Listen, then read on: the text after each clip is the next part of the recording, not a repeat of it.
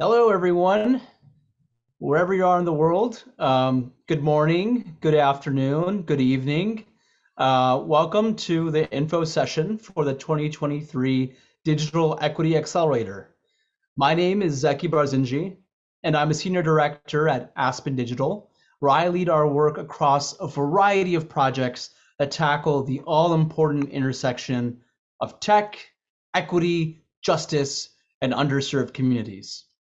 Last year, we at the Aspen Institute joined forces with HP to launch the first ever cohort of our Digital Equity Accelerator. Now, even though it was our pilot year, we were blown away by the success of the 7 incredible organizations we brought together from the United States, Morocco, and India. All of those organizations were already doing incredible work within their own communities to fight for equality, justice, and shifting power back to the people who are too often denied it in this digital age. Our pilot years showed us that the accelerator model was the right choice. What's so unique about our program, and what you'll hear more about in a second, is that we're not just providing participants with $100,000 in US cash and cutting edge technology from HP. We're also building a global platform where communities across the world can learn from each other and get access to the experts and resources they deserve to take their projects even further. That's why we're so excited this year to expand our program to include 10 nonprofit organizations, with a focus this time on Mexico, South Africa, and Malaysia. In a few moments, you'll hear from Hazami Barmada, who is brilliantly leading the accelerator's work, as she gives you important information about this year's program and answers your questions. You'll also hear participants from last year's accelerator program share their own experiences. But first, it is my great pleasure to pass it on to the incredible Mariama Kabia from HP to welcome you all and share some words of encouragement. This accelerator would not be possible without HP's support, vision, and commitment to improving equality and justice around the world. Mariama, please take it away. Thanks so much, Zeki, and hello, everyone. I am so excited to join you here today. As Zeki mentioned, HP has partnered with Aspen Digital now for the second year in a row to do the second cohort of the Digital Equity Accelerator. We were blown away by the organizations that joined us last year, and we have no doubt that this cohort will be exceptional. So at HP, we have an audacious goal of accelerating digital equity for 150 million people by 2030. Partnering with nonprofits like those I'm sure that are on the call are a way for us to help accelerate that digital equity. So during this call, please do not hesitate to ask your questions. We're here to support and very excited to eventually meet you. I will pass the mic to the director of the Digital Equity Accelerator on the Aspen Digital team, Hazami Barmada. Hello, everybody. So lovely to be with you wherever you are in the world today. My name is Hazami Barmada, and I am also joined by Andrew Keller, who you will see responding to all your wonderful messages and is the heartbeat behind a lot of the work here at the Accelerator. We're really excited to walk you through a little more information about the accelerator itself, to answer any questions, and hopefully provide you some inspiration as you work on your applications. You'll also have a chance to hear from 2 members of our past cohort and ask them direct questions also, whether it's about the application process or what we heard from the session earlier today, more information around the fears, maybe the hesitation that they had to apply and what they benefited from the program itself. So I'm going to give you a quick context. I know Zeki also provided this, but this accelerator is in its second year, and we do have a lot of questions as to whether we're going to repeat some of the countries that we selected in the past year, but unfortunately, we're not in the near future. In order to really think about global landscape and create a global community, we are shifting this year to Malaysia, Mexico, and South Africa as the 3 countries that we'll be selecting folks from.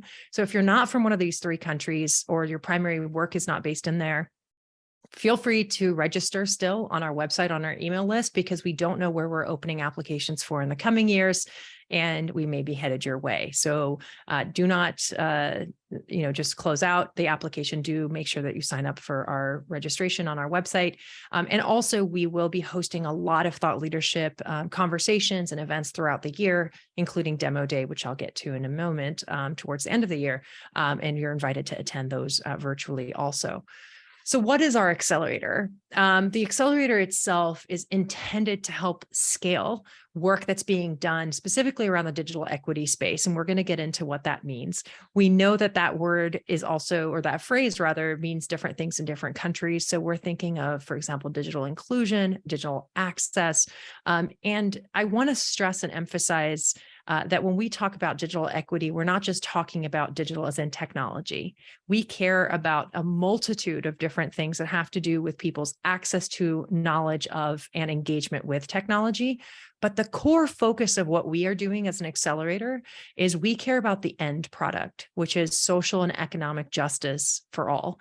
And what that means is that we're really investing into nonprofit organizations that are working on the ground to solve real life issues that result because of digital inaccess. So for example, if you can't access quality education or quality healthcare or quality social services because you do not have the knowledge of how to navigate or access, for example, to the internet. These are all what fall under the umbrella. And we're going to go a little bit into the cohort composition from 2022, because that will give you a sense of the very, very diverse applications when it comes to how we define digital equity. Asking questions, there should be a Q&A box that you guys have access to. Feel free to type questions in there and we will respond to them live, and or we'll respond to them in text. We don't answer all your questions or don't get to them. We'll try our hardest to. We will definitely be following up, and the email address will be at the end of the presentation, so you can send that to us also. So as I mentioned a little bit, what is digital equity?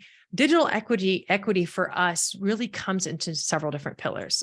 It involves access to the technology and the tools itself, literacy, knowledge of how to navigate the online world, knowledge of how to use applications in places, for example, where everything is digitized. And we saw with COVID, increasing dependence on digital tools, where communities that didn't have access or knowledge on navigating platforms or services fell further and further behind.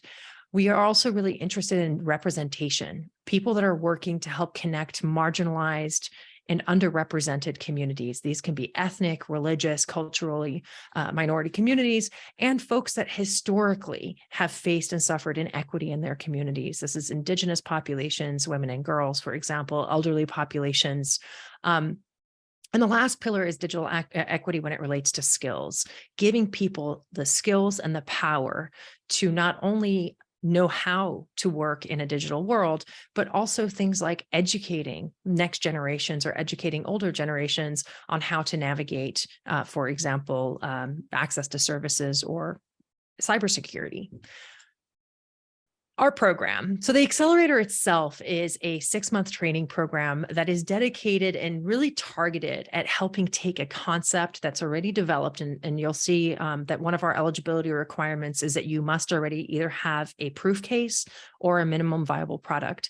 What we mean by that is we don't necessarily want to invest into organizations that are just have an idea. We care that you've piloted a little bit of your idea, that you understand how to scale the idea that you have, and or that you've developed some type of plan around it. So that's what we mean by to invest into an existing and or proven digital equity program. We have several people have asked us if that means that you have to have an existing successful program. While we do have a minimum reach of 25,000, which I'll get into in just a second, we don't necessarily expect you to already have a thriving digital equity program. We're here to help you scale it. We're here to help you institutionalize, and we're here to help you sustain and think about kind of sustaining and growth for the project that you have.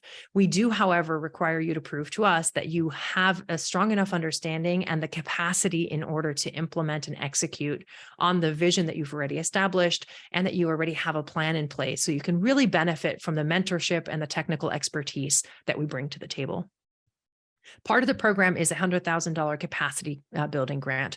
We do not tell you how to spend this money. We understand a lot of for not a lot of nonprofit organizations, access to unrestricted grant funding is not easy to come across, especially operations and staff-based funding. A lot of a lot of organizations that do give grants mandate how you spend it, and operations is something that's often frowned upon. We do not get involved with how that happens. We do, however, expect you to show us the need for the financial grant and tie that into your overall objective with your program, digital equity program. You also receive $100,000 valued HP technology solutions. This includes laptops, printers, and we'll get into some use cases with the 2022 cohort who can talk to you through how they used the tools themselves. And then the last really big chunk of what we provide is access to a robust network of mentors, technical advisors, and subject matter experts. You can look at these people as kind of your informal board of directors, your board of advisors that could really help you not only fine tune the work that you're doing, but also interrogate some of your thought behind it, help you really think about how to sharpen your messaging, how to sharpen your vision, how to maybe think about fundraising, diversifying your revenue, and various other aspects. So there's a pretty large array and talent pool that we do bring to the table when it comes to technical expertise. And we're really interested in providing you with opportunities to continue to expand on your work. We do not think the accelerator is the be-all end-all. It's a start point. And our goal in putting you through our program is to help connect you to additional resources and services and support and connections and conversations and potential donors that can help you continue to build on the work that you're doing. Our entire program is virtual, so all of our meetings do take place online. Lastly, the training is for the entire organization. While we do ask that one person be our focal point, we do expect that the organization is committed at the highest level, and we do expect for the different modules that different experts within your organization or different focal points attend the relevant sessions so that they can integrate the learnings of the accelerator into the work that you're doing across the organization. The curriculum itself is broken up into 4 modules. And again, if I am speaking too fast or if you have any specific questions, please feel free to post information or questions in the Q&A box, and we'll get to those. But there are 4 primary buckets of what we call modules for the program. Operations, and this includes finance, governance, and various aspects around human resources, management, and so on. The second is leadership. We're really invested and interested in investing into your leadership growth and the institution at large, the organization's leadership development. The third is branding and marketing. Here we heavily also focus on your elevator pitch and helping you tell your story. Some of the best organizations in the world are so busy doing the actual work on the ground that they don't necessarily step back and really figure out how to sell themselves. We do know that also with more curated and cultivated pitches that people are able to get additional grants for their work. So we are very invested into helping you tell your story and show your value and your impact. And the last bucket is impact and evaluation. This is where we'll work with you to really deepen your work on the ground, the value that you add to your community, and really helping you understand how do you quantify and qualify the work that you're doing. This is not just traditional metrics, but this is also looking at storytelling as a way to talk about the value of the work that you're doing. And tied to the pitches, we have seen a lot of research that talks about the value of being able to quantify your impact and the direct correlation that has with successful fundraising for nonprofit organizations.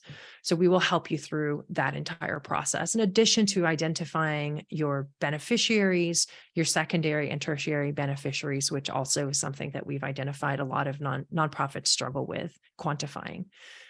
The program itself, as a successful organization, you'll be matched with a mentor. The mentor's job is to help, in essence, hold your hand through the curriculum and through the accelerator and help you connect to additional resources that we offer within the accelerator. This can be the technical advisors or additional mentorship if needed. They're also your sounding board to help you navigate through your own organization's development and growth, how to pace your development, what questions you should be asking, how to start thinking, for example, about engaging your staff in different conversations and so on. The next bucket of the curriculum is the technical experts. The subject matter and technical experts are people that really excel and focus on very specific things. In the past cohort, we had technical experts, and we'll reuse some of the same experts that really focus on things like financial literacy, financial planning, fundraising strategy, thinking about things like human resource retention, governance, thinking about legal partnerships, compliance, and various other aspects.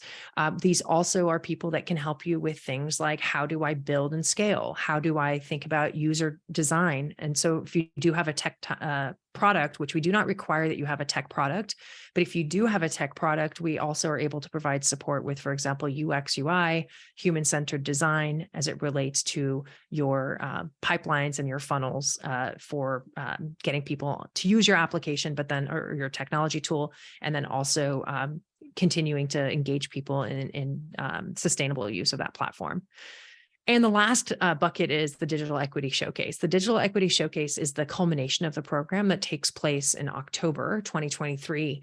And what we do with the Digital Equity Showcase is it's an opportunity for you as an organization on a global stage to meet with other organizations, potential donors, partner organizations, and pitch your idea and what you're working on.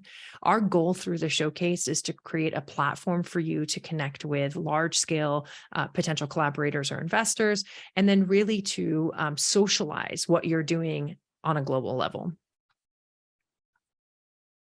Eligibility. In order to be eligible, you do have to be registered as a not-for-profit organization.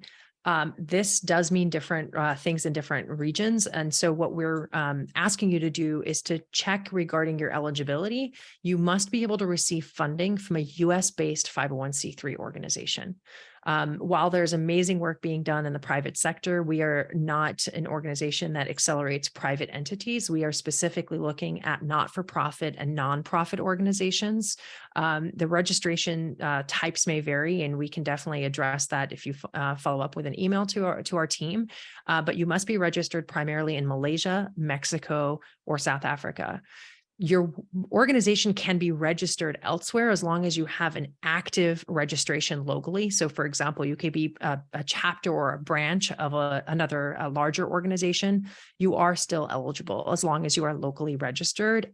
And more importantly, we are very interested in organizations, and you'll see this in the eligibility criteria also on our website. We're interested in organizations that work to solve problems with local communities, not for local communities. And there's a big difference there. We're really interested in ensuring that you're primarily focused on underserved communities, but also working collaboratively with them to design solutions. So we don't really want to invest into organizations that are just piloting in with an idea and a solution and not really involving and engaging the local ecosystem in a solution. And that's because we really care about sustainability, and we care about the do no harm principle. We are also, a criteria requirement is that you must be thinking about digital equity and digital access, specifically in the areas of economic opportunity, education, access to healthcare, and really thinking about social justice as it relates to these topics. So trying to connect communities who are ordinarily underconnected or not connected at all.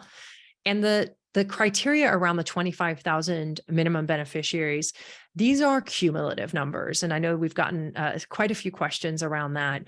It's not just in this past fiscal year. You must have proven reach and proven impact among 25,000 people already. That's what we mean by you must have a minimum viable product already, or a proof of concept. So we are interested in organizations that already have proven that they know how to work in these spaces, but are looking to scale and maybe struggling with thinking about how to scale and what program expansion looks like. And we'll get into that a little bit in some of our examples. Also, lastly, the program is in English. And so all instruction as part of the program is in English, and your team and the representatives that are part of the trainings must be proficient in English. The selection criteria itself, and I'm not going to get too much into this because this is very clearly outlined on the application itself, but the questions that we're asking is, do you have a need? Is your project idea good? Can you scale the work that you're doing? Do you have the right people around the table to help you scale and build a sustainable product? And are you embedded and connected to your local target communities? And these are some of the questions that we've asked through the application, but that helps us understand not only your positioning, but your passion, interest, and ability to actually act on the vision that you have. I'm going to get into introducing quickly the cohort, and you'll see through this that we have many different applications as part of the 2022 cohort for digital equity.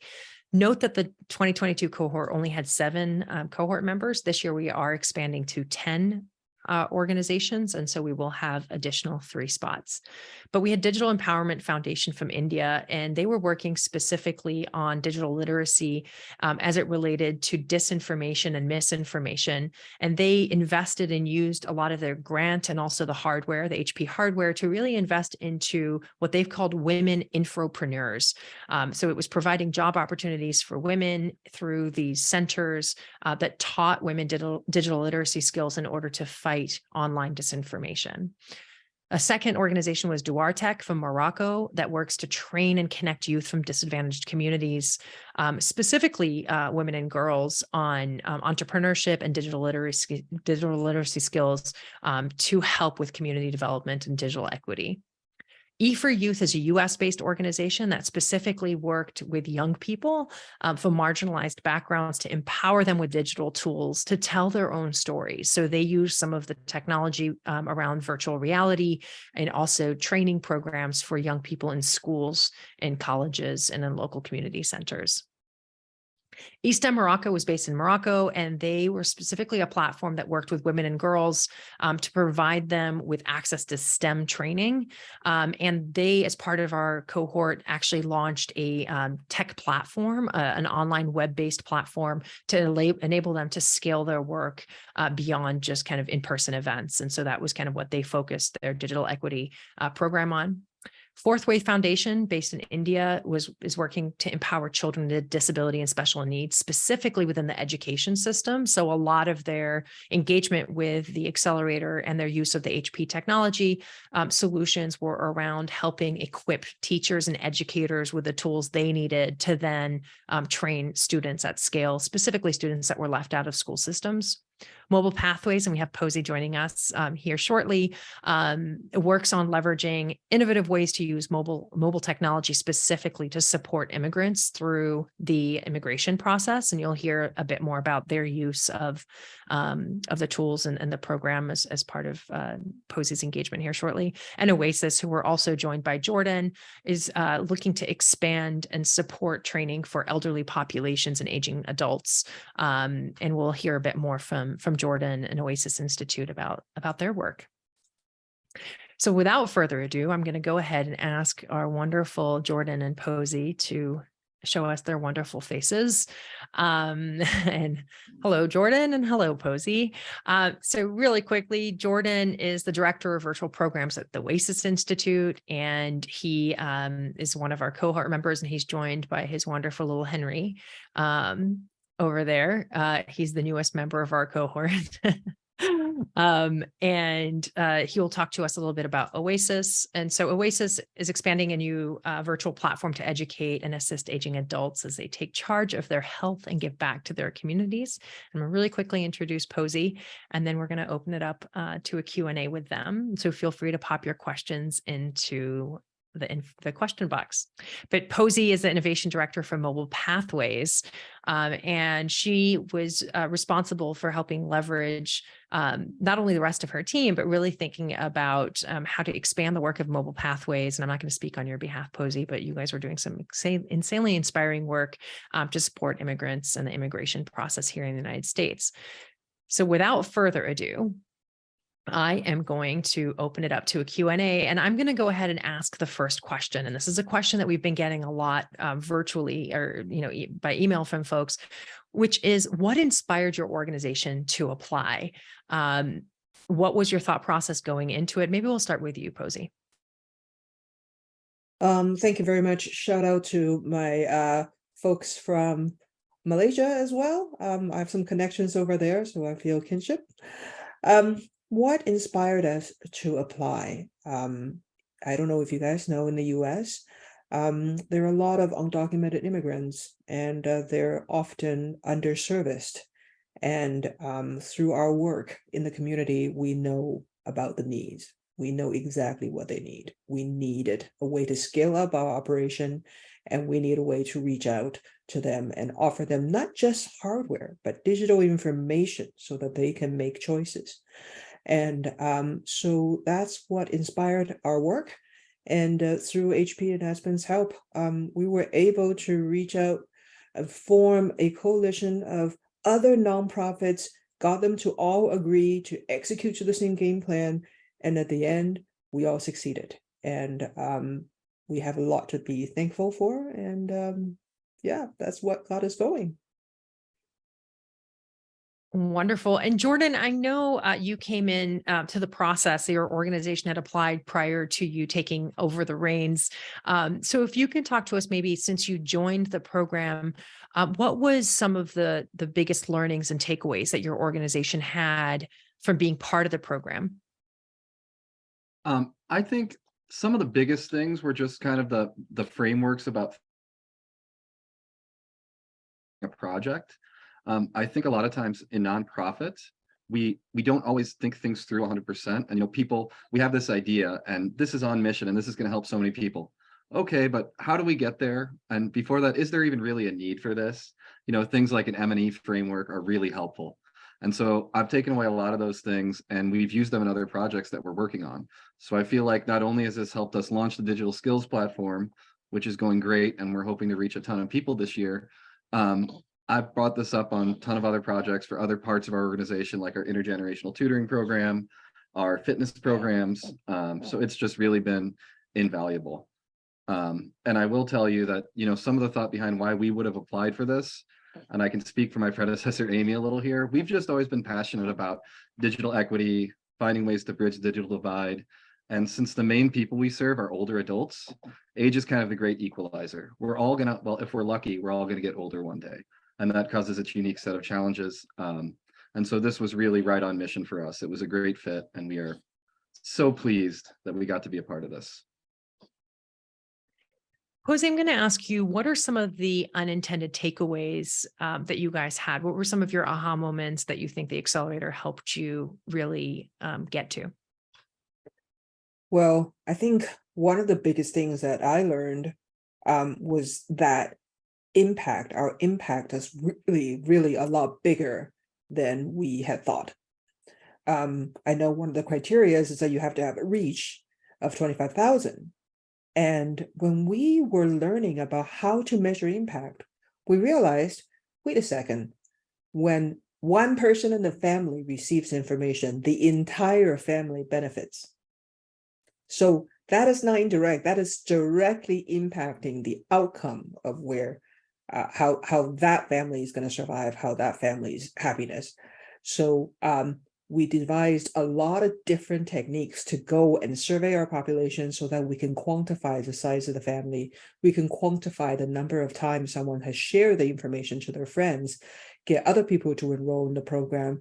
And through that, we really understood our population and the people that we really try to help, and how far our reach really was. So that was a nice surprise. That's wonderful. And I see a question from Carla about the biggest challenge that your organization faced during the 2022 program. And if I could just maybe enter a thought here too, as we're thinking about time commitments for organizations, I know that was one of the biggest challenges that our 2022 cohort was, was investing time into the program. And I know midway through, it became really clear why we were expecting folks to invest so much time, for example, into their pitch, where maybe at first the pitch conversations was, why are we investing so much time into this? And it wasn't towards the end that we had many of our cohort members saying, oh, wow, I now understand how I couldn't talk about what I was doing within a sentence or an elevator pitch. And it took, going on and on and on, and people's eyes glazing over to understand what you were doing or what the organizations were doing. So maybe I'll ask you, Jordan, to maybe answer Carla's question around what was the biggest challenge that your organization faced during our program? I think one of the biggest challenges we faced was kind of how we think about our technology program in general and where we were going forward in the future. because this is something, you know, when you're an organization that's been around for 40 years, you kind of get set in your ways. And so I think one of the biggest challenges in getting all of this implemented with my team was kind of shaking off that inertia. And I will, in your defense, Azami, there is a time commitment, but it's not too onerous. At least it wasn't for me. So it is not too tough to make it to all the things. You have to dedicate some time, but it's not like it's going to take you 80 hours a week. So I think, and they're also very cognizant of the fact that many of us are running multiple programs and have to wear a lot of hats to make nonprofits work. So.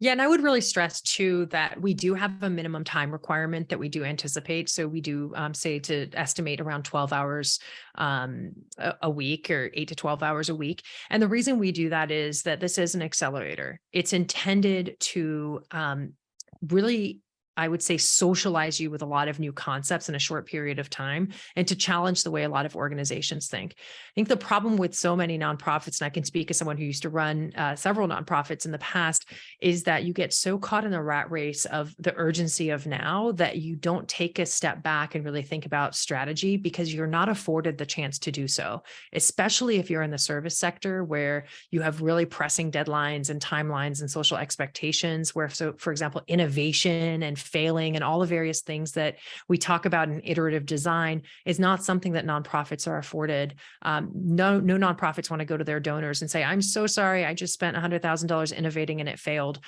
We don't have the same flexibility, unfortunately, in the nonprofit space. So this incubator becomes a safe space to ideate some of these concepts, to maybe learn from failures of others, to really play around with different concepts and socialize them to the core team, to your mentor, and to your technical expert group and network, with the hopes that you can also step out of this process having really thought about what your sustainability and expansion looks like in a safe space. That's a big takeaway that we had from a lot of folks that didn't have spaces to be open and authentic about their leadership struggles. For example, how do you negotiate with your board of directors? How do you sell your concepts up? How do you manage a staff when you're working with primarily a volunteer staff? These are all questions that we make space for and allow for conversation around. I'm going to go ahead to another question. I know Luther had a question about uploading documents. And so if you have any technical questions, I know Andrew is responding to folks in the chat box, but we do have an email address that you can also send us questions to if you are having any technical problems with the application itself. Looking specifically also about the role of mentors, I know that mentorship is oftentimes a challenge for folks, really identifying the right mentor and feeling like you as an organization can't really benefit from mentorship depending on where you are. Can you each speak to the value of the mentorship relationship and maybe any takeaways that you had from that process? I guess I'll start. I think with mentorship, one of the biggest things that you get is your mentor may not be in your immediate sphere of influence. So your mentor is going to be able to approach your problem from an outsider's perspective and see it with fresh eyes and give you feedback and potentially give you new ideas that you've never thought of before. And a lot of times we get into a situation where we only kind of hear from a small group of people that all think the same way. So we got a lot of value from seeing a different perspective. That's the most important part. Jordan. Yeah, and I think what Posey said there is right on the money. I think I had a weekly meeting with my main mentor, Laura, during that accelerator, and it was wonderful. And at first it was a little tough, and you have to kind of develop a thick skin, because she really asked a lot of probing questions. And, you know, well, why are you doing this? And why are you doing that? And some of it's things I really thought I had the answers to, but you really need to think about these things and really develop that strategy. The other thing that was really cool is I really just admired Laura. She worked on amazing projects, you know, health data projects in sub-Saharan Africa that turned out to be hugely successful, where she could, you know, transmit data with very, very small amounts of infrastructure. And they had developed all these cool tools and a framework for online charitable programs. And so I kind of had a whole checklist I could go through to say, okay, what do we need to do? Let's think about product life cycle and all of these things that we don't think about in nonprofit. And so it was tremendously valuable to just really broaden my understanding. And this is a lot of concepts that, I have an MBA and we learned about a lot of this stuff in business school, but it's not really how we think in nonprofits. So it was really, really kind of eye-opening. And I apologize, I must have just gotten an Amazon package, so No worries. And Eduardo, I see your question around your nonprofit, and I think Andrew's also responding to it, but we definitely have a very expansive application and understanding of digital equity. And I went through some of the organizations from the past year. We are not wedded to this idea of technology as the be all end all. Technology is a means to an end. Digital access is a means to an end. The definition of digital, what we call digital also access and inclusion, we care that you understand enough, and more importantly, understand the concept enough. And more importantly, we are really interested in making sure that you integrate all three parts of our program into what you're trying to design. You must prove to us that you have a hardware need, and that you can use the hardware to apply it to the work that you're doing. The funding also, you have to show us that you have a need, and that funding will be put towards helping advance your digital equity project itself and or program. And lastly is that you're willing to invest the time and effort into being an active part of the cohort itself. So we, beyond that, don't really overly prescript or define how digital equity is represented or reflected in your organization.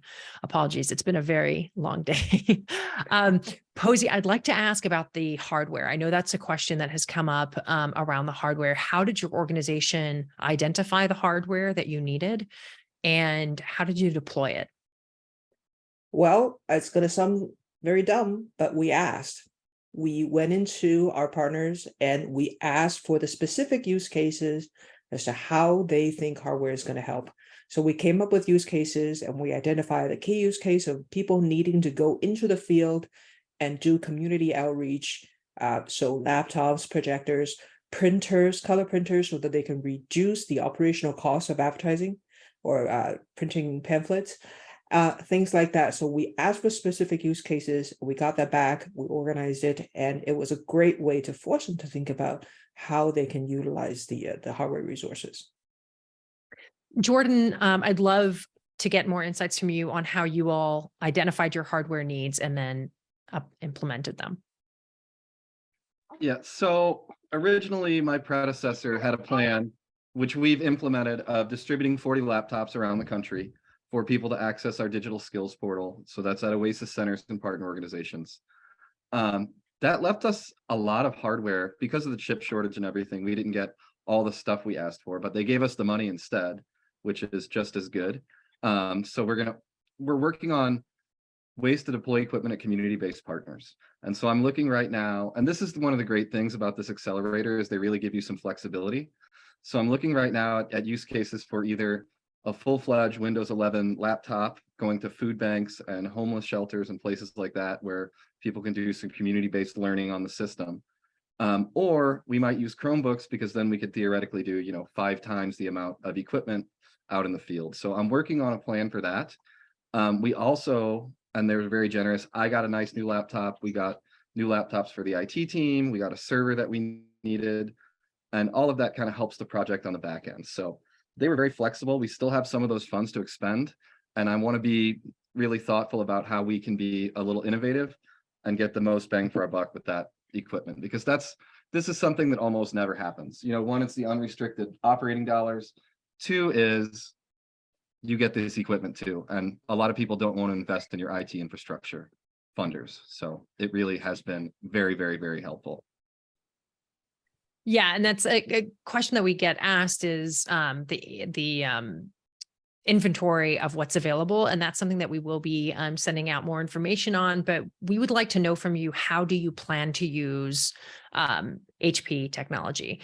And that itself is very important for us, because again, we want to make sure that there's a connection between how you deploy the various aspects of your work, but we're not telling you how to use it. And there's no right or wrong way in which you can use it. You can, build, as Jordan mentioned, staffing your team with proper tech tools, computers, laptops, printers, and so on. But then also, in the case of various of our other organizations, they also deployed these through information centers, through universities, to schools, to staff, field staff. We just want to know from you how. I know there was a question around that the answers themselves are only 100 words. We intentionally want you to be able to tell us what you're doing in a limited amount of words. We have found that organizations oftentimes can't articulate what they're doing well, and it makes it really hard for us to understand and assess what you are actually working on. So the question around, how do I talk about what I'm doing in 100 words? We've broken up the application into numerous questions with the goal of, or with the hopes that you're able to answer different parts of it, broken up into different sections, which will not only help us with the evaluation, but it will help us make sure that you understand what it is that you're doing and you're able to articulate that clearly, directly, and succinctly. There's a question around beneficiaries and how we define beneficiaries. We are really interested in ensuring that you are obviously creating a positive impact on the ground, but we are identifying for the application period itself, we are interested in reach, not directly the positive impact, which we'll get into if you're part of the cohort itself. But right now we want to ensure that you have the ability to reach 25,000 direct beneficiaries direct reach to folks within your ecosystem. This means if you're launching a platform, or you already have a platform, or the work that you're doing to train and educate, that you reach 25,000 people with the current infrastructure that you have. This is a cumulative number. This is not within the last fiscal year. So we want to ensure that you already have, as I mentioned, a proof of concept and socialized and have developed enough of a foundation as an organization that you are able to accelerate the work that you're doing. So again, we're not a startup incubator or accelerator. We are, you need some type of a proof of concept. So I don't know if that answered your question around the how flexible the definitions are, but that's what we mean by that. I think that was Gina. Yeah, Gina, I hope that answered your question. If you have continuing questions on this, feel free to email us back and ask, but you'll see in the application itself, we ask you who your beneficiaries are, how you quantify them, how you identify them. We want to get a sense from you that you understand enough of your demographic and how to work with them and engage them, that you can benefit from the resources that we offer. So hopefully that answers your question there. Any other questions? I am seeing some questions from Luther, but I think that we've responded to most of those. Yes, Andrew's responded to all of those questions thus far. I'm going to ask a few more questions, and then if we don't have any questions in the question box, I'll direct those if they come through. But I want to ask about the application.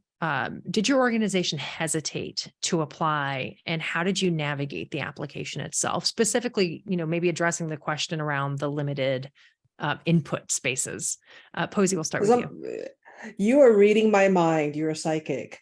I wanted to say that the application process itself is super meaningful and super helpful. The process, it forces you to think about your organization. The answers you're providing, that you're crafting, is helping you to craft your elevator pitch.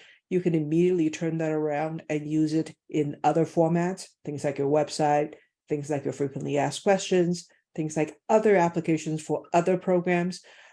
This is all part of building up your digital asset that describes your organization and clarifies your objectives. So absolutely go through it, please. Jordan, I know you were not around for the application period itself, but I reflecting back, I'd like to ask, do you think your organization at the time, I don't know if you have that insights, hesitated to apply? And looking back now, I know you really worked on your elevator pitch quite a bit, and your presentation came a very far way. How do you think the process of being concise with your responses and your pitch helped your product? Yes, so I know a little background, and I know that when we first went in, my development director, Lindsay, when she first went in, she was kind of happy because it's not really long. We read a lot of government applications, and writing those grants can be several hundred pages. So we like that.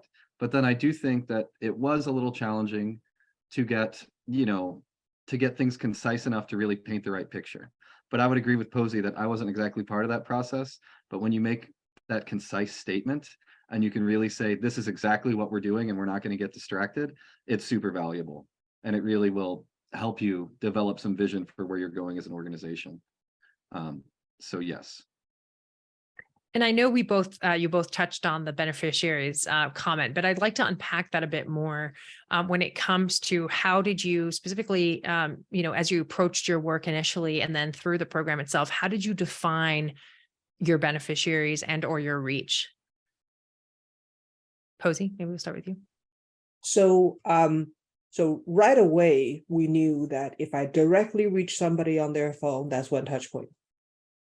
But the information I'm sending them that they have immediate benefit right around them, we count that as reach.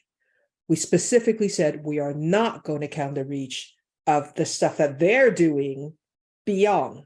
I can't quantify that, so I'm not specifically counting any of those. So we went through the process of really think about where we were delivering value, where we can survey, where we can actually get data points back, and it really challenged our definition of impact, and it drove a lot of our subsequent survey and data analytics work. And this year we're going to be focused on analytics.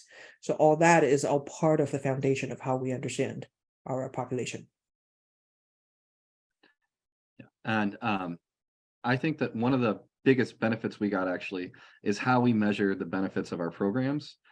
Because we have always done, generally when we get grant funded for something, it's very, we will have 600 people take this class by this date, and we get paid per completion or something. So it's very simple. But when we're really looking at the impact we make, when we touch an older adult's life and we make their life better, we impact their health in a positive way, that has ripple effects to all the people around them. We really quantify impact is, we know people that are completing the surveys, we have their demographics. But for each one of those people, we estimated to be about 7.9 we could multiply that number by 7.9 to get the indirect impact, because it's things like, their younger children and grandchildren. If they get connected to technology and they can talk to them on FaceTime, that can reduce a lot of worry on people. Maybe they don't have to go visit grandma 7 days a week, but maybe we can FaceTime and everybody's happy. And so those kind of things, and being able to say that, that's something we've adopted in a lot of our other programs. We're saying in our intergenerational tutoring program, when we touch that one kid from a disadvantaged community, we are having ripple effects in that community. So it's really the concept of how we measure impact is one of the biggest, most important parts of this to me. And it was very, very eye-opening. It was a tough exercise to really get it nailed down. But once we got it nailed down and we felt good with it, it's really great to be able to say, yeah, we have huge impact. It's not just the people who sit here and take a class. So.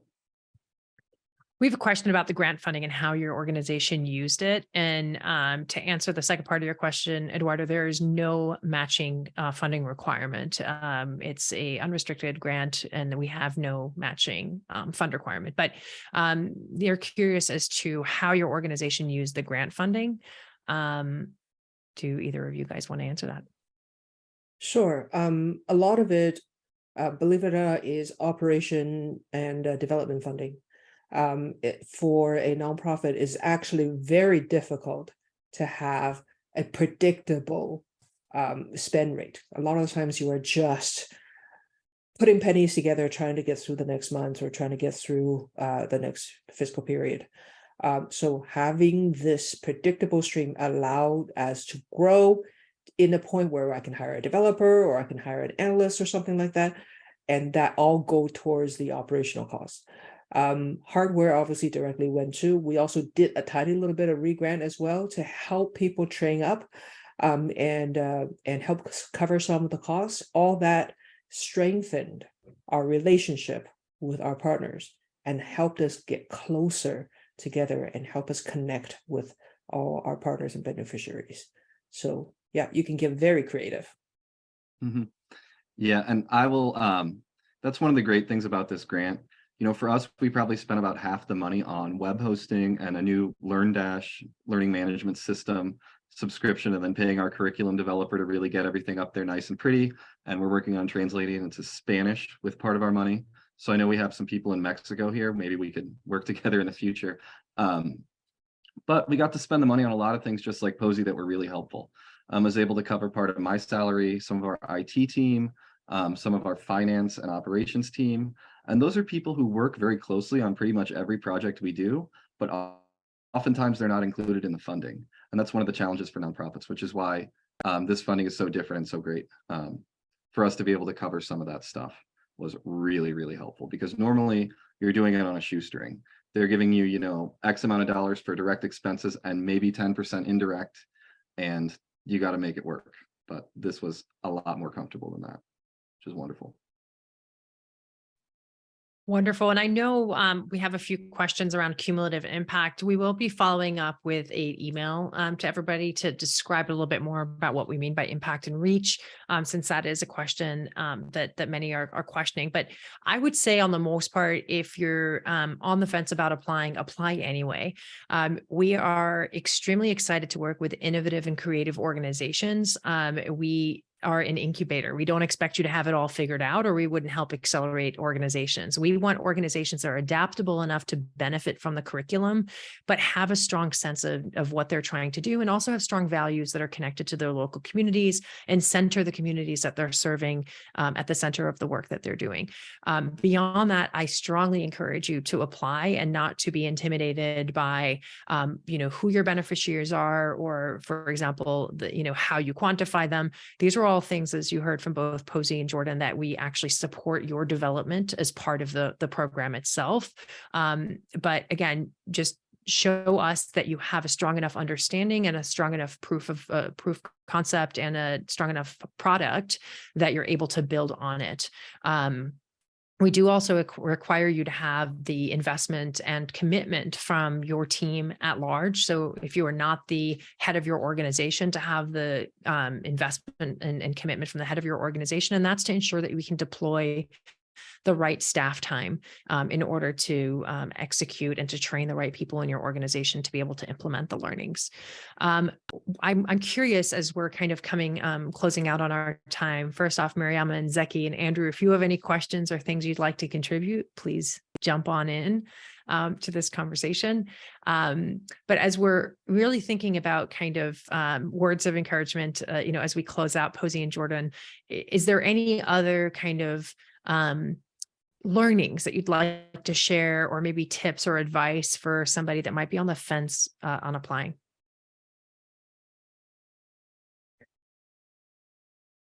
Definitely apply. Don't think about it. Go through the process. Let the application challenge you, and let's see what you got. Mm-hmm. Yeah, and I would echo Posey's sentiments there. I mean, there were parts of this that were extremely challenging, just like a lot of things we do in nonprofit, but it will change your organization for the better. You also get a chance to, hearing about Posey's project and some of the other people that were part of the cohort, it's really inspiring. It really it gives you that good, warm, fuzzy feeling that nonprofit is supposed to give you too. So that's another benefit. And just to remind everybody, the application deadline is the 23rd of January, 11:59 p.m. Eastern Standard Time. That's Washington, D.C. time zone. That it translates to different things based on the geographies, but please do note the time zone is EST, so accommodate for that. So in South Africa, that would be 6:59 a.m. the following day, the 24th of January. And in Kuala Lumpur, that would be 12:59 p.m. the following day also. So do account for that when you're thinking of the application timeline. I know there's oftentimes a big rush towards the end of getting applications in, but the application closes in a little under a week. So we strongly suggest you at least start your draft application, maybe work on an offline version of your application, so you can really think about breaking down your answers across all the different questions. When you look at all the questions comprehensively, it does give us a comprehensive understanding of your organization. So it might seem like, oh my goodness, it's only 100 words, but you'd be surprised when we put that picture together of all the different inputs.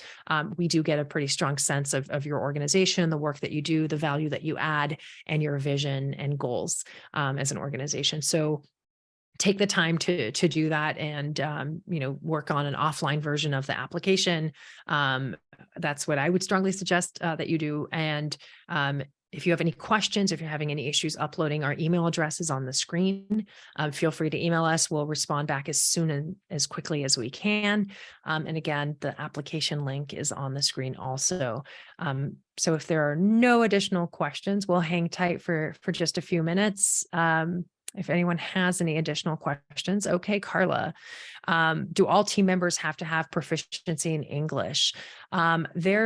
If your organization has a large array of people that will not be part of the training or program, then they can not have proficiency in English. But anybody who's actually part of the curriculum or being trained or the focal point from your organization to our accelerator does have to have proficiency in English, because all of the curriculum and training is in the English language. So just to stress that, but we do anticipate that you'll have local field staff or local partners or collaborators that may not have proficiency in English, and that is absolutely okay. And we expect that. But the operating members of your team that will be part of the training itself, because the curriculum is in English, do have to have a minimum proficiency in that. So hopefully that answers your question. And there is no minimum or maximum number of members in the organization. But we want to make sure that if you do have an organization that's a bit larger, that we are able to engage the right people in the different modules that's relevant to their specific workflow, especially if they are involved with the implementation of the digital equity product that you are pitching to be part of the accelerator. But we do work with lean organizations also. So you don't have to be a specific organizational size. Some of the smallest organizations we have actually have some of the biggest impact and the biggest reach numbers, surprisingly, or maybe not surprisingly, but that was a great takeaway that we had from this last cohort too. So without further ado, as we're dwindling on time, thank you, everybody. Please do take note of the application deadline. Send us an email, and a huge thank you to Jordan and Posey and Mariama and Andrew and Zeki. It is late in the evening for many of the folks on this call, and early in the morning for others. So thank you all for your commitment, and we look forward to hopefully welcoming some of you into our cohort. Adios, everybody. Adios. Thank you. Have a great night.